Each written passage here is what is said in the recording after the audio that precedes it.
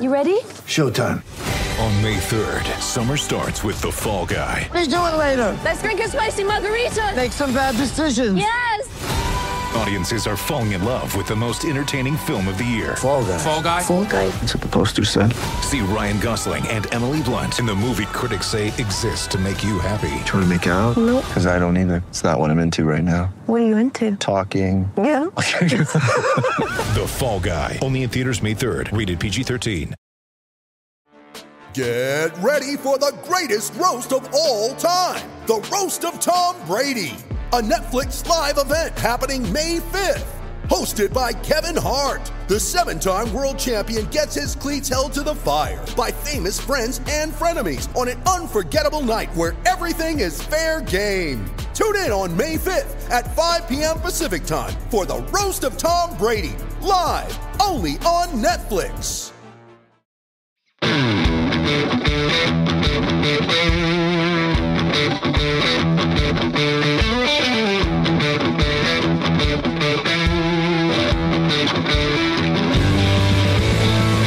Welcome to the Fantasy Footballers DFS and Betting Podcast with your hosts, Kyle Borganoni and Matthew Betts.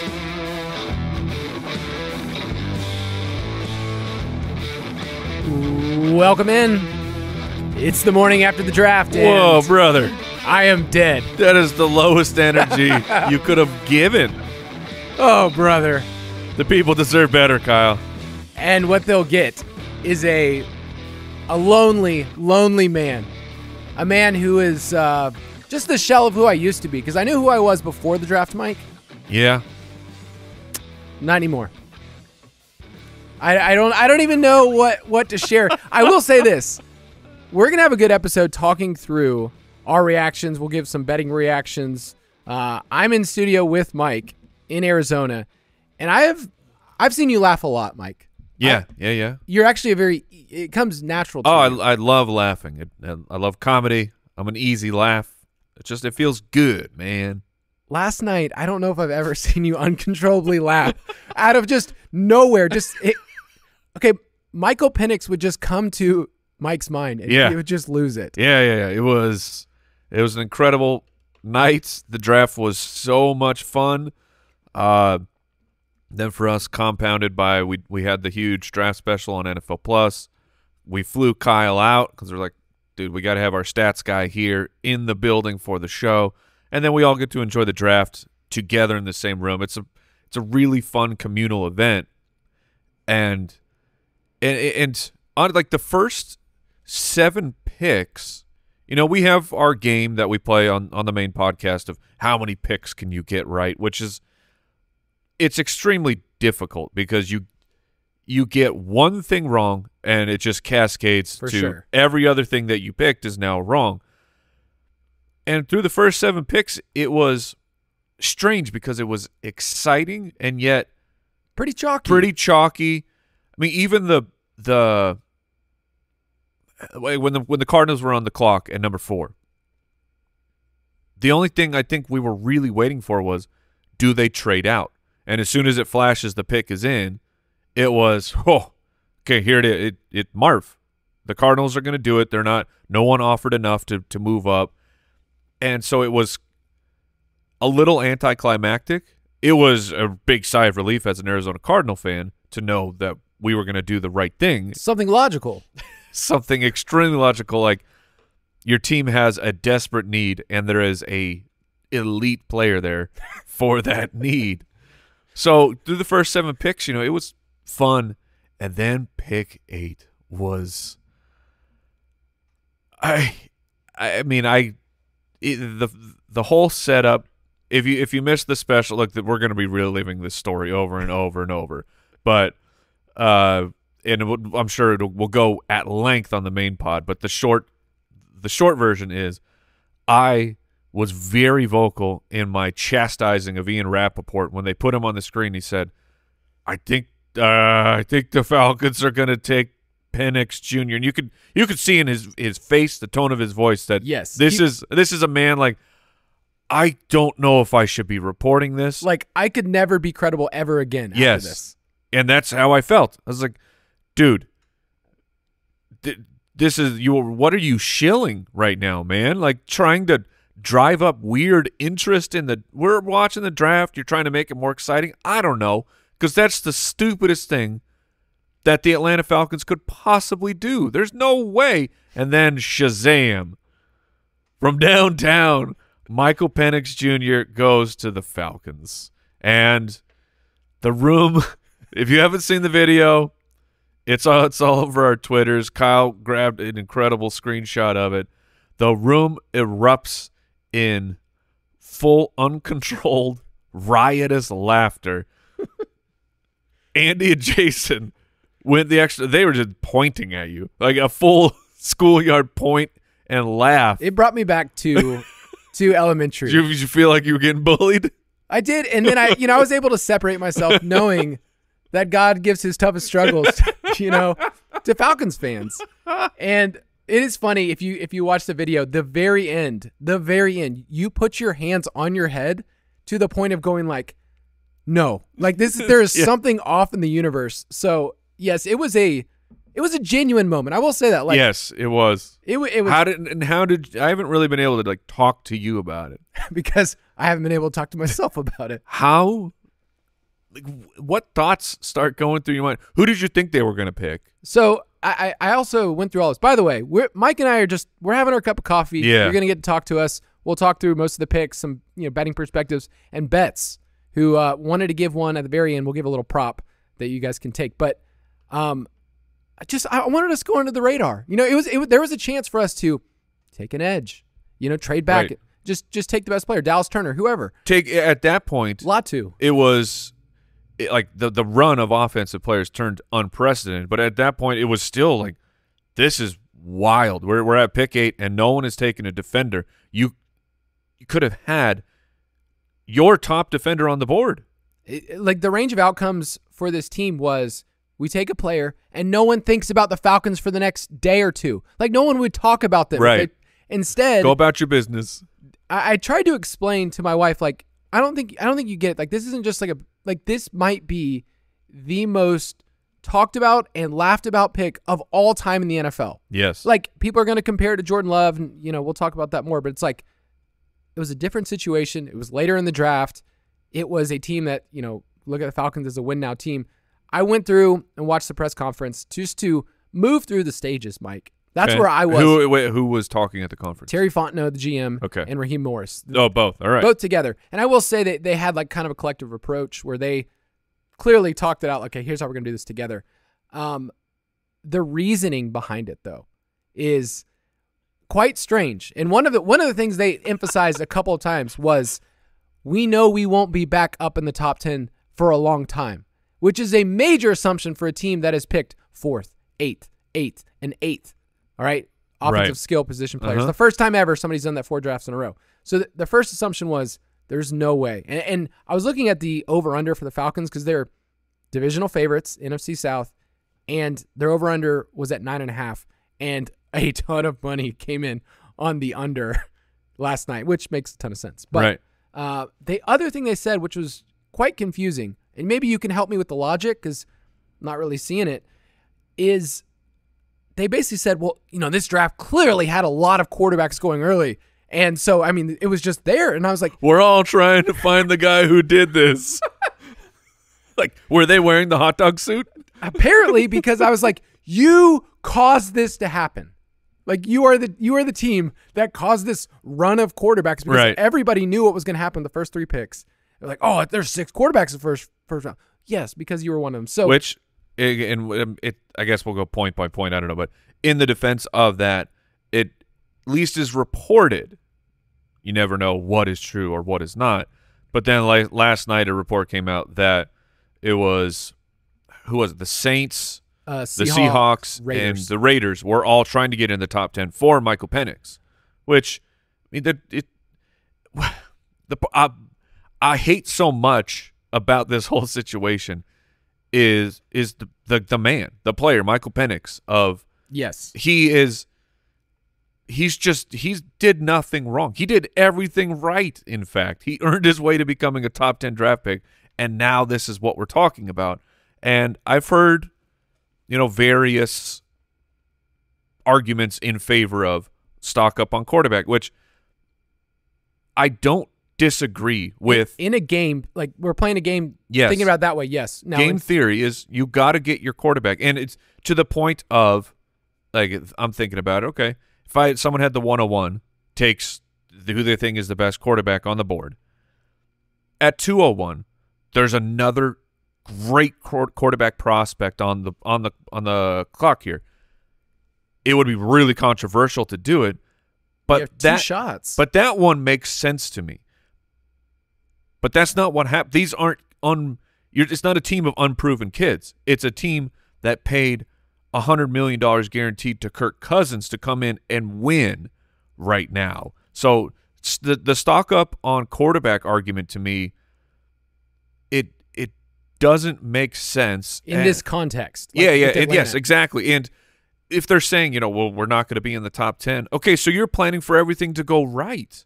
That's you're not planning for worst case scenario. You're planning for everything to go right. So why not edge that probability? It's a best ball league. It's a best ball league. You draft, whichever gives you the better score. And so Fontenot, the GM of the Falcons, also came out and said, and I quote him saying, "We never really got any big offers for the pick." And I don't know if he's posturing, but come on, man. Like nobody was trading before then. So yeah.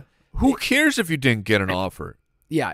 So I don't want this to be a Falcons only podcast, but it is. It's the story of the draft. Yeah. And it's something I'm going to have to explain to my kids. Hey, Dad, who did we take?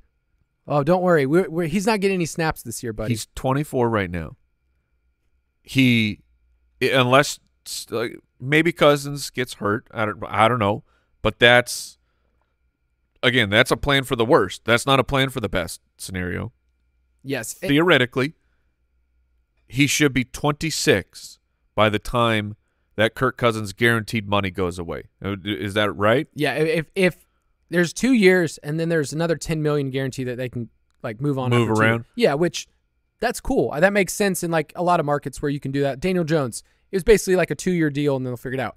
Kirk Cousins is not Daniel Jones. Kirk Cousins is supposed to be a player that you market to your franchise. Yes. Basically tell everybody this is the next step. And I think we were all buying that over the last 2 months. Right. Yeah, because that was the actions. And now, there's just so many things. The scenario of Jordan Love and Rodgers, those guys are in the 20s, and and then you talk about the case for in terms of Jordan Love, they could have had an impact player. Maybe they win a Super Bowl. And I know that's a big maybe, right.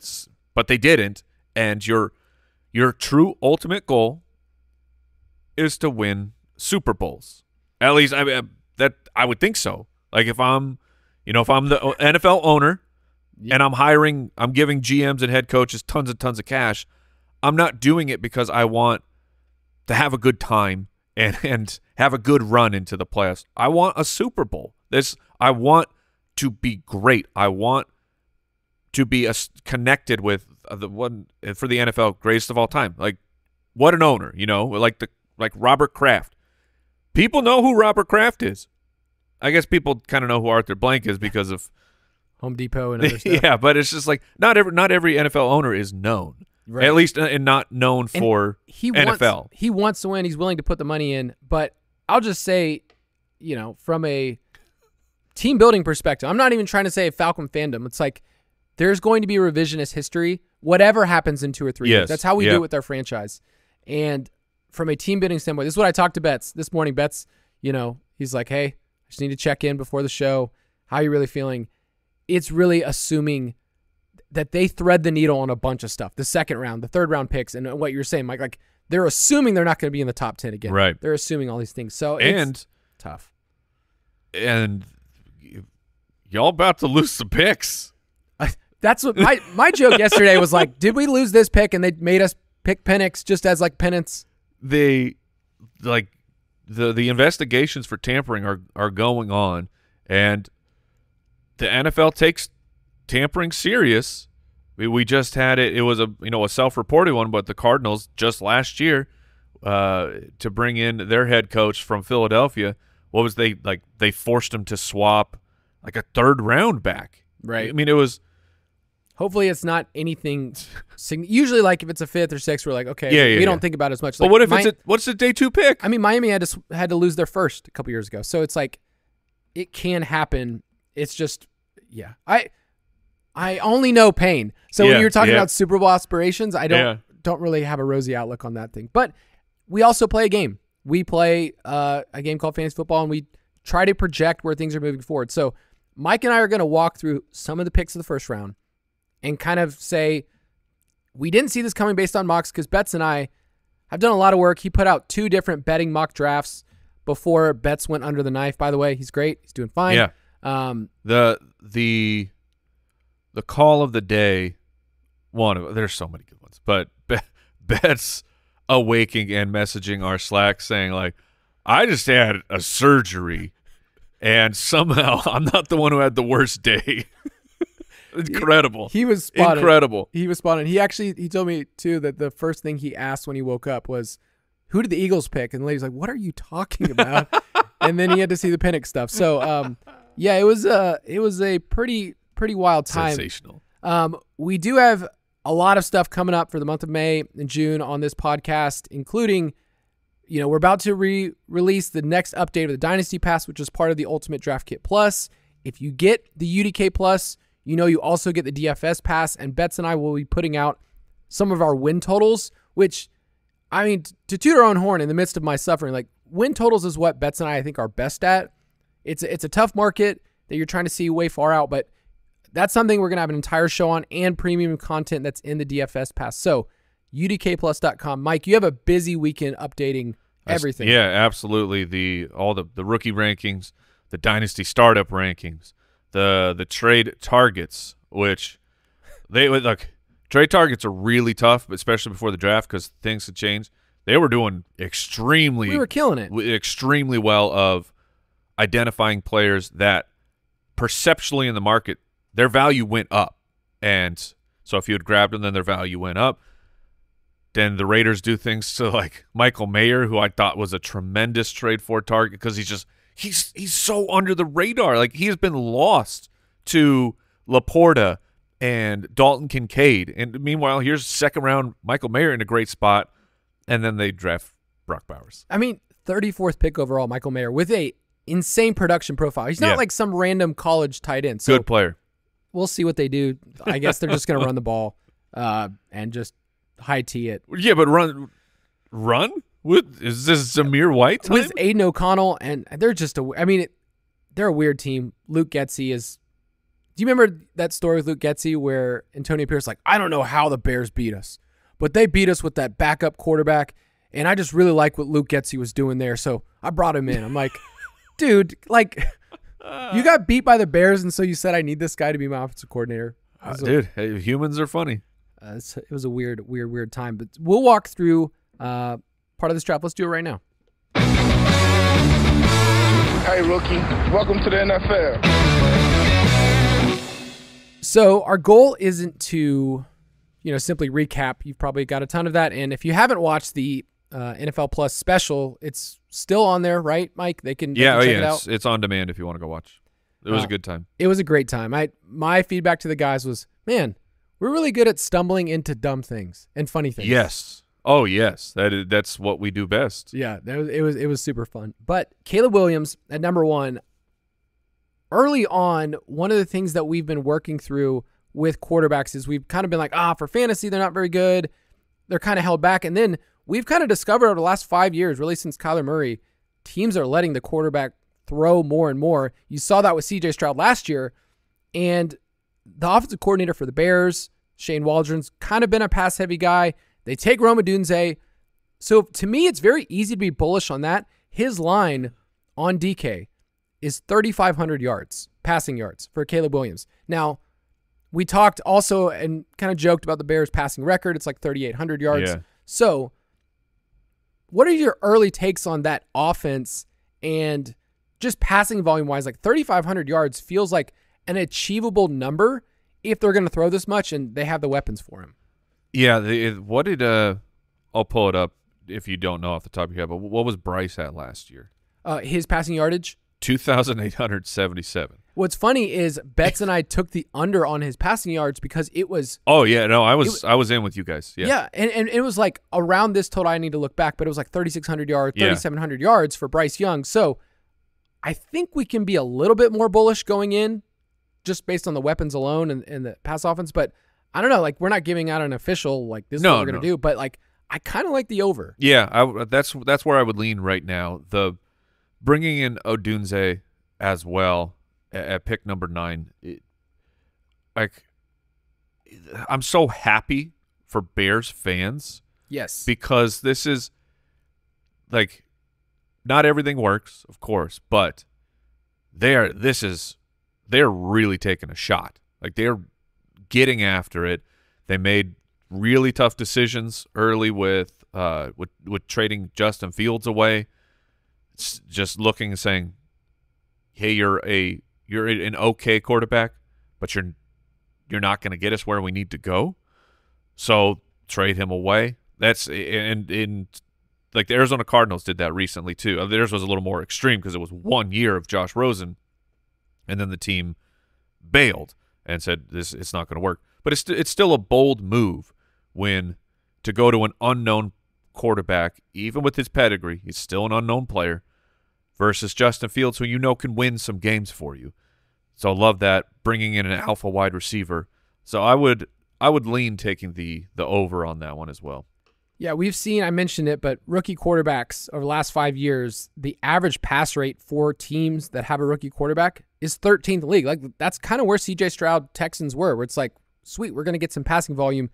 Caleb Williams' passing touchdown number is at 23.5, and ooh, that one's tougher. It's super tough, and when I said over earlier, I said it with like a little bit of trepidation because we hate giving overs because there's just so many ways that they fail, injury, everything else, unfortunately. But yeah, I mean, it's the best situation we've seen since Andrew Luck for a 101, and I think it's going to be warranted. Like I came into the process with Caleb Williams on our Dynasty show, like I'm going to find out why he's wrong just because that's my contrarian nature, and I've kind of come around like, I think this is going to work. I was talking about too of, in a super flex how I would, before we knew landing spots and everything, it was, no, I'm pretty locked in. I want these 3 wide receivers, so I feel so confident that they're all going to be great. And then the Keenan Allen trade happened, and it was, oh, brother, this, like, you can't ignore the power of Keenan Allen, DJ Moore, and then they're like, hold on, let us cook. What if one of those 3 wide receivers you love so much, we're going to put him on the team too. I went into this just feeling sad for Keenan just because of how much he's meant to me. And now I'm like, cool, this could be a playoff team and a fun team. Who has a better record? The Chargers or the Chicago Bears? Dang it. I don't know what I need to know what the win total is. I need right to remind now. myself like what we had in our early projections and what we had. It's so hard when you look at the Chargers. You look at Greg Roman and Harbaugh and their track record. The Bears over under right now is at 8.5. The over is -140. So, 9 wins seems like it's on the table. Yeah, they were surging, improving, and the Chargers were at 9.5 as well. So, I think they're pretty much the same spot. I would say I would lean into the Chargers. But when has that gotten right for anybody to believe in the Chargers? Not lately. Yeah, not good. Let's take a quick break, and then we'll be back.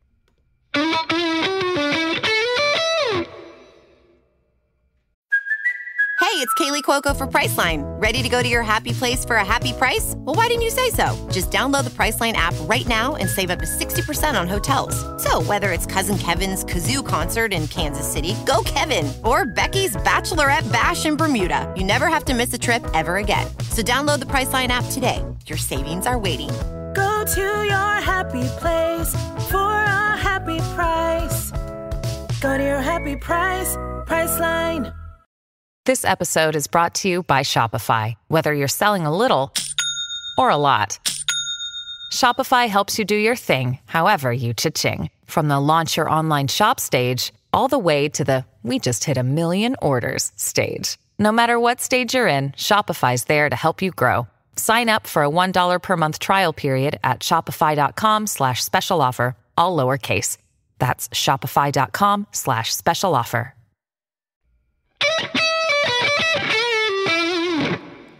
So Williams at 1, Daniels at 2, May at 3, kind of like we saw in a lot of mocks, and it got steamed up. This is kind of a lesson the last 2 years of there's always a back and forth. There's not a consensus of these picks. And then 2 or 3 days before, when you start to see things moving in the betting markets, like it did with CJ Stroud last year, it's like, okay, these seem pretty close with the quarterbacks. Drake May, remember, had some movement yesterday. Yesterday to go to 2? Yeah. I wanted it. He went from, I think they were saying it was like plus 650 down to plus 200. People were just getting in bets. They were thirsty. We know people listening to this were like, I think I can win on this one. I play some too. So Daniels, May, I think the conversation I want to have here is these teams stink, and they're really, really bad. We took an under on the Commanders a couple of podcasts ago where their over-under was at 6.5. Some places had them at 7.5. And 7.5, that would have been easy for me. Super easy. But you're banking on a lot with a team with basically the worst defense in the league, and you're banking on Dan Quinn coming in and fixing it. And we've talked a lot about defensive head coaches. I need some Cliff thoughts from you, because it's easy for me to not think about him and just kind of say here's why this team's so bad. Here's why this division is so tough. So offensive-wise, can this work with Jaden Daniels? I think it can work because I believe that Jaden Daniels is a special player, and that's basically what happened with Kyler Murray being a truly unfortunately for Kyler, he doesn't have the physical stature of a lot of these other guys. So, but he's still a really good football player and a good quarterback. But it always, watching the Cardinals pretty closely, it always felt like Kyler was making it happen, and not a look at this Sean McVay system where look at that scheme. What an incredible play of player X being wide open. It never felt like that for Kyler, and needs specifically DeAndre Hopkins running what we called on the podcast the route bush, because it was not designing anything. It was just, hey, Hopkins, you kind of hang out over here 5 yards or so from the line of scrimmage, and we'll just get you the ball and then do something. That was the strategy. Hey, Hopkins, do something. Bail us out, please. It's like what Spider 2Y banana flanker Z over DeAndre Hopkins, do something, go. It's like that's not a play call. I feel like with Jaden, he's gonna be one of those guys in DFS that's gonna start off super cheap, and where you're gonna go it's kind of like Richardson last year. Richardson week 1 was one of those guys you're like, you know what, he could easily do it, and we saw that with Richardson in the first couple games. So the rushing matters. He needs to learn how to protect himself. Yes, we on the Dynasty podcast we mentioned this dude doesn't get down. His body type, he's going to get crushed. Yeah, and the hits that you took in college are not put 30 pounds of muscle on that defender and make him 2 times stronger, much faster. It's not going to go well if you try and do that. What's funny is I had the same thought about Burrow. I remember doing his whole rookie profile of this dude, for what he was doing, could escape in college. It was a prolific offense. Both those LSU teams are historic, but he did the same thing. He didn't get down. And so I remember writing up in the NFL, he's going to get crushed. And we've seen Burrow get injured a few times just from escapability. The Patriots with May, the hard time I have with this team is they have the lowest over-under for win totals in the league, 4.5. The over is at 160. So I think I wouldn't pay that. I wouldn't want to pay that kind of juice, but I feel like this team is going to end up being, our defense is good, we're going to control the clock and win some ugly games while the wide receiving core is the worst that's ever existed, and they're going to end up at 6, 7 wins, and it's I feel like what this team needs is an alpha, and the only way you get that is you get them early in the draft. So I just have such an issue with May in the context that he is. Like, quarterback landing spot matters a ton. We saw that with Bryce Young. So I'm worried about May. I love May as a prospect. I just think this is the worst possible landing spot. It probably is. We are recording except for the Falcons. Yeah. Oh man, remember when they drafted their backup at 8 overall? It's good times. They're pick 3, right? Yeah. Today, so we're recording before day 2 has happened. The lucky thing, in my opinion, for the Patriots, the way that the draft fell, where all of these wide receivers could have gone, like you could have justified that 2, maybe 2 more got selected in the first round, but then the way that the draft hit of all of these offensive players caused then all these other teams to just be licking their chops of, wow, all these really highly rated defensive players are here for us. And then Brian Thomas goes in the 20s to Jacksonville, who was frequently seen as the 4th best option at the wide receiver position. Right. Like, this tier, I think, still has a lot of really exciting players that they could go for, and I really hope that they do. I think this is I think it's the best way to reboot. Like, defense is fantastic, but to me, reboot is your franchise quarterback and then get what you hope is a franchise wide receiver. I don't know if you can find a true franchise guy where they're picking. I mean, you definitely can. It's much harder, but you definitely could find a guy who can, with the pair of those two, just turn the offense pretty quickly into a salvageable team. Not a great team, right? But a team that, if they have the defense that they believe that they will have, do enough. Yeah, I think they're going to be more competitive than we realize. Like, just it's just going to be Antonio gross. Gibson's there, man. Come on. I do like some. I mean, my champion is there. There's a lot of teams in the second round. How's Drake May at checking it down? Dude, he likes to go Josh Allen. He likes to just go. That's not great. No, not at all. But fun. Just play Gibson at wide receiver. He's done that before. At Patriots. Just put Antonio Gibson in the slot and let him destroy people. I feel like there's a lot of players that will find out today that get added. They're just like, wow, I thought that guy was going to be a first rounder. Yeah. And he gets added to this situation. So we're not going to speculate on that. I did want to finish on the quarterback. So I don't really have anything else to say about Penix unless you got anything. I mean, yes, there's his somehow Michael Penix went from a people projecting him to be a second rounder, fairly or unfairly, skyrockets to a top 10 player, and his dynasty value went down. Like, this was not Daniel Jones going from, I don't even remember what people thought of Daniel Jones at that point of the draft. They thought the Giants were crazy, but well, no, I remember that. Like, where was he supposed to go? Not at 6 overall. And because when he went 6 overall, I wouldn't say his value skyrocketed, but it went up. It went to the point of, oh, well, I guess we really have to pay attention to Daniel Jones. But Michael Penix, if everything goes the way that the Falcons hope it goes, Michael Penix won't be on the field. He is 40-1, Mike, if you wanted to bet him for Offensive Rookie of the Year. If you're just really feeling spunky. 40 to, it's that high? Yeah, I know. That's like, I'm really, this is a sick thing. I'm trying to see what he is for MVP. just because 40, I mean, that it should be like 100-1. Yeah, right. So let me give you lay of the land for Offensive Rookie of the Year. It is, of course, Caleb Williams at plus 200. Marvin is at plus 600. Jaden Daniels at plus 650.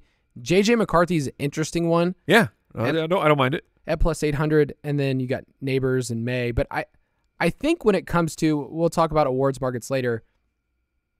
For rookies, we're looking for good. We're not looking for great. Like CJ Stroud was great for a rookie. Mm-hmm. And Marvin's interesting because he's in the situation to put up actual counting numbers. And we talked about this on the special last night, but like there's been a run of rookie wide receivers hitting the 5,000-yard mark, right? Yeah, 5 in a row. And then we've had some like Puka and Jamar Chase and Jefferson put up these monster seasons. His line right now, Marvin Harrison, is at 1,000 yards. Yeah, he should hit it. That's honest. In 17 games, he should hit that. Are you just so happy? Yes, I am. I was very, very happy that I don't ever have to wear pants again. And I wanted to have that drop for this show, but I'll get it cut up. I'll get it cut up. Oh yeah, one more thing. I just remembered. They didn't tell Kirk Cousins they were going to draft a quarterback. This guy, you steal him away with the allure of money and come back home. Situation, where your family's from. Come back home. All of these things, and then apparently right before they draft him, a guy. Oh yeah, and what was the thing that they didn't do a top 30 visit with him? They flew out there to a private workout that was released. That like they went out there, they met with him, they felt good on the plane ride back. They were like, "Oh, I think this is the guy." But like the conceptual conversation within an organization, you have to be like, "Okay, I know this is wild, but like everyone, we're going to be on board, and here's why this is going to work." I mean, you have to have not just from like coaching, the social media people are about to get destroyed for the next 2 weeks, dude. I mean, think of the level of this is all speculation, but I'm just trying to think about it from a human perspective. Of if you're that coaching staff and you go and you see him and you're like, I think this is the guy. The paranoia that you must have to be like, we can't show any other interest in him. We cannot do further research. We can't bring him in because then teams will know and they're gonna like. I understand that you want to secure your guy and don't let other teams on. That's the name of the game of draft season. Sounds like fantasy football managers. But the stakes aren't fantasy football. I know. The stakes are the number 8 overall pick, the future. $1 billion organization. The future of your franchise. Okay, that's enough Penix.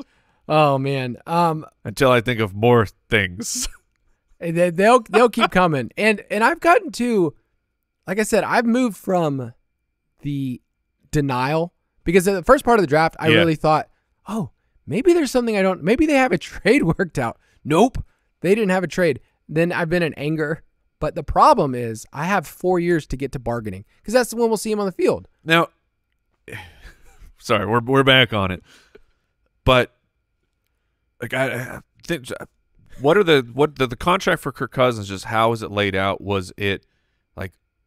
It had to have a huge signing bonus. So I can look up some details, but I know that his guaranteed is basically 48 and a half. But I'm saying the next 2 years each.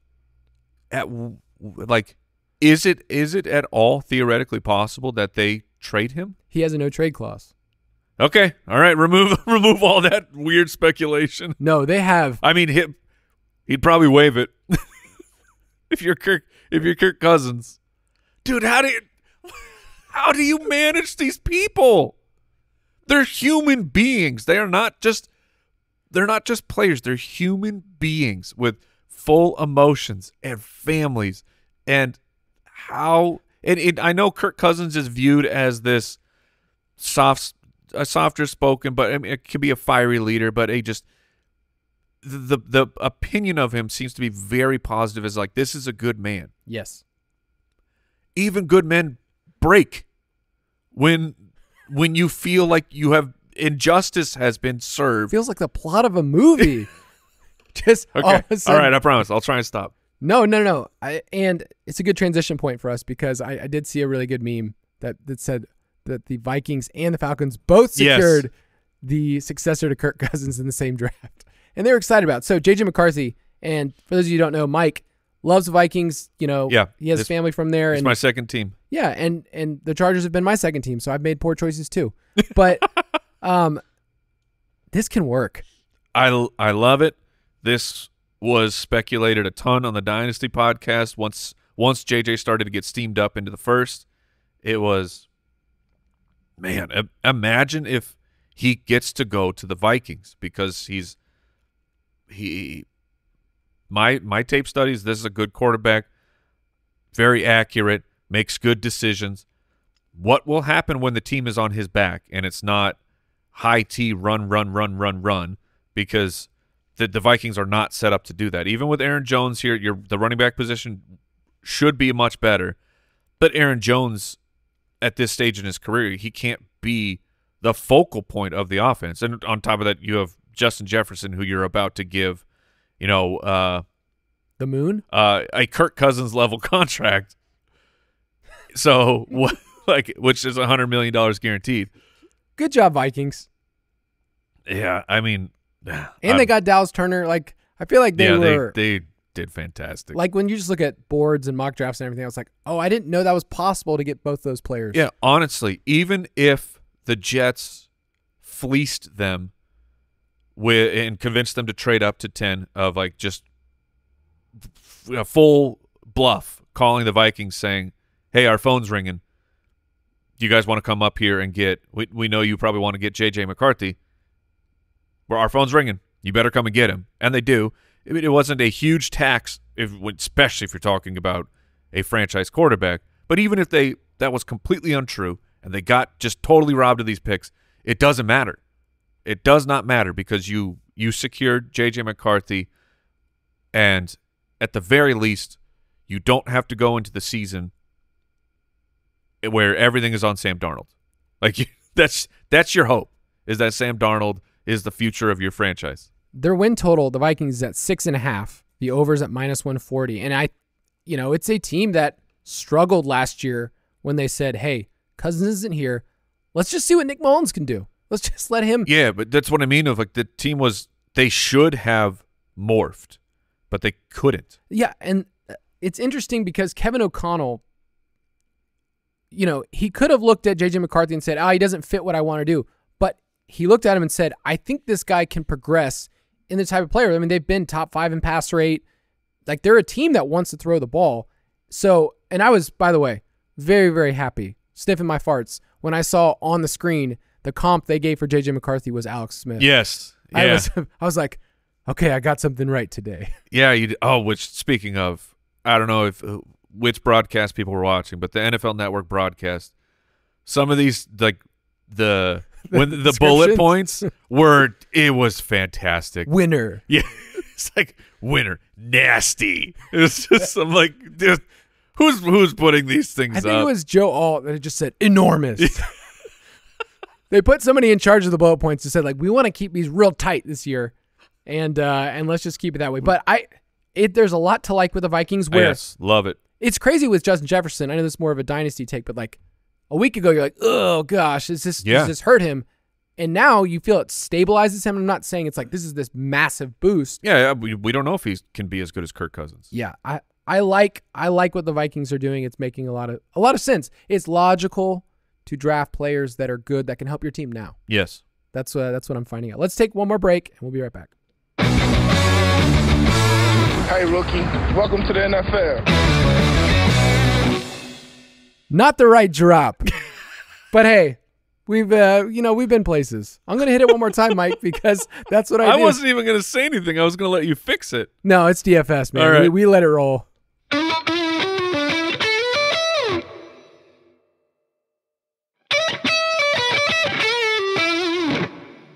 Any more buttons you want to push? That's showbiz. That's the good stuff right there. I just want to talk through a couple more players, and I have a bet. Do my buttons work? Yeah, all right. Yeah.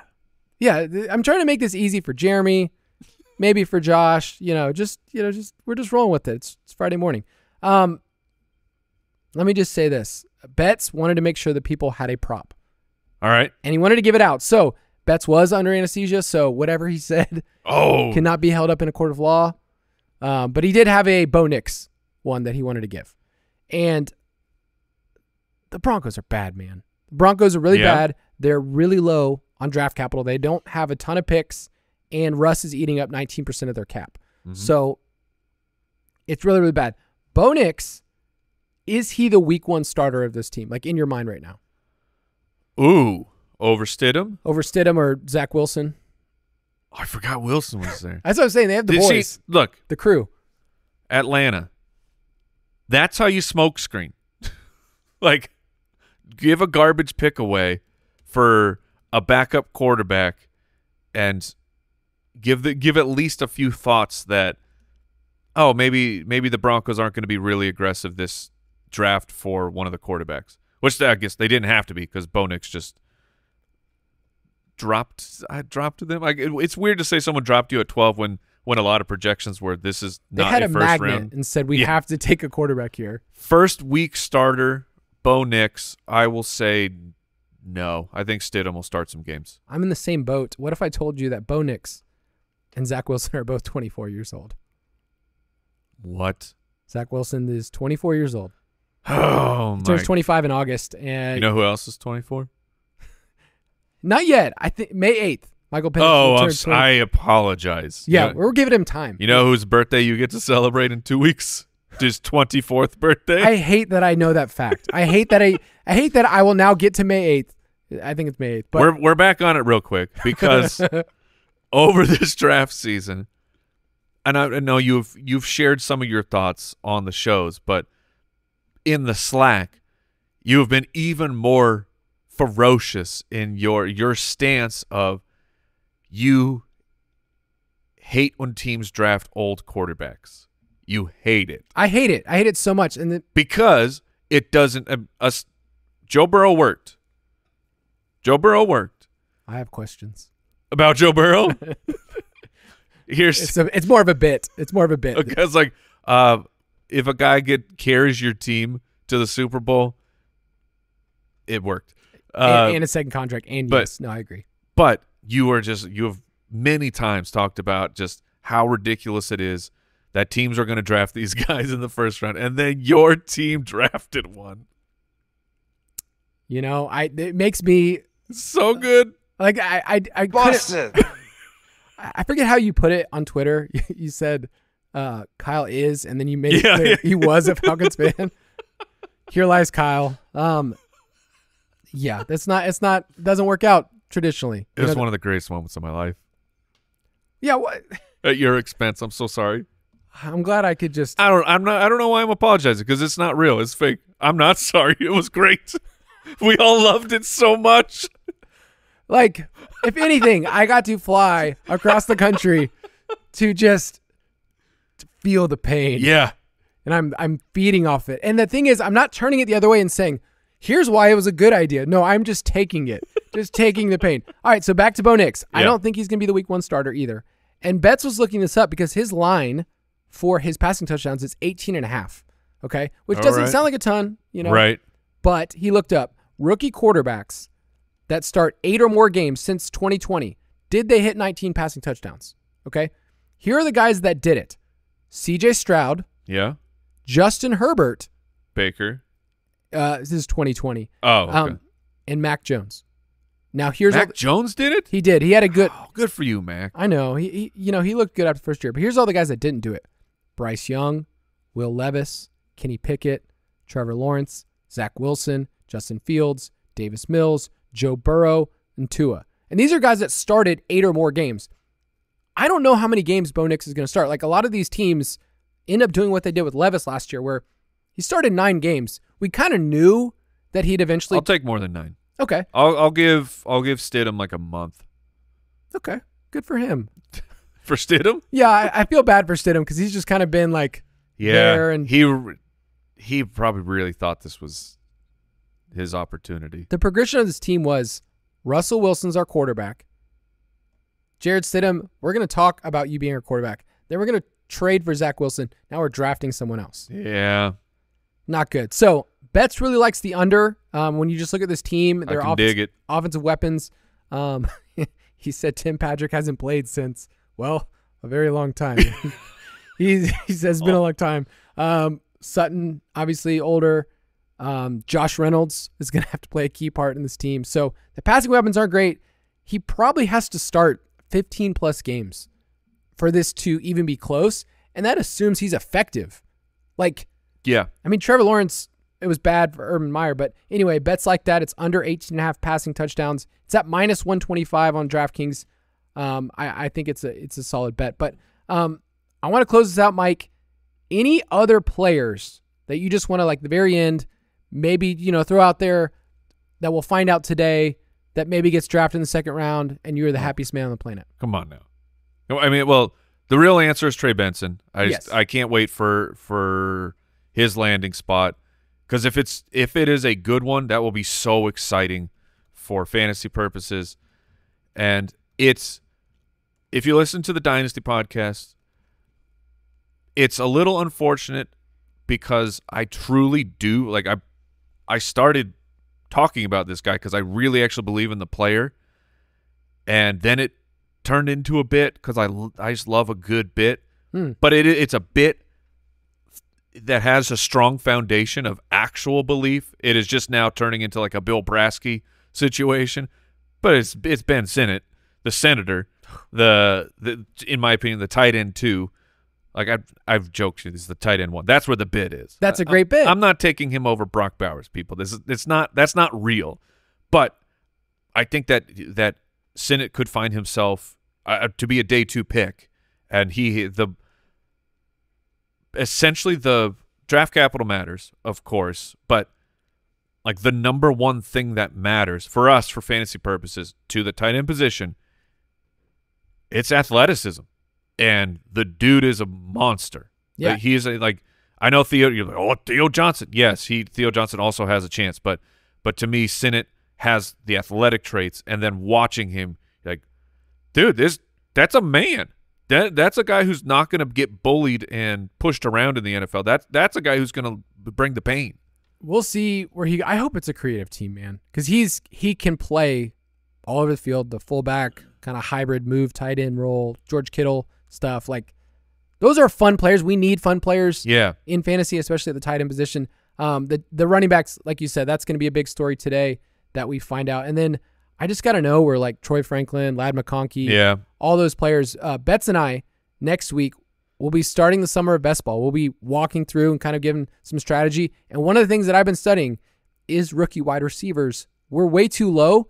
And then over the summer, you get that drum beat and people say, oh, I can see that happen. So I'm excited to talk about those players and kind of give people a perspective of here's how you can invest in them now in best ball, and then it can go places. And now I just want to close it out. Kyle, your tweet as of this time up to 1.4 thousand likes. Is this your biggest tweet ever? I probably said something stupid one time. I can't remember. This is not done. Like, this thing is still traveling. No, this is your viral moment, Kyle. Yeah, and it's me getting pointed. I tried to figure out a different way. If you want to, you can go on Twitter and find it. But it is, imagine your bosses in your darkest moment pointing and saying, ha, ha, take that. That's how you know that we're good, fun bosses, though. No, it's great stuff. Anyway, join us again next week. We'll talk best ball. We'll see you. Goodbye.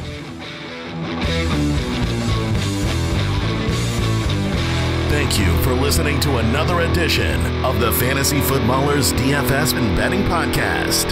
Don't forget to visit us on the web at thefantasyfootballers.com.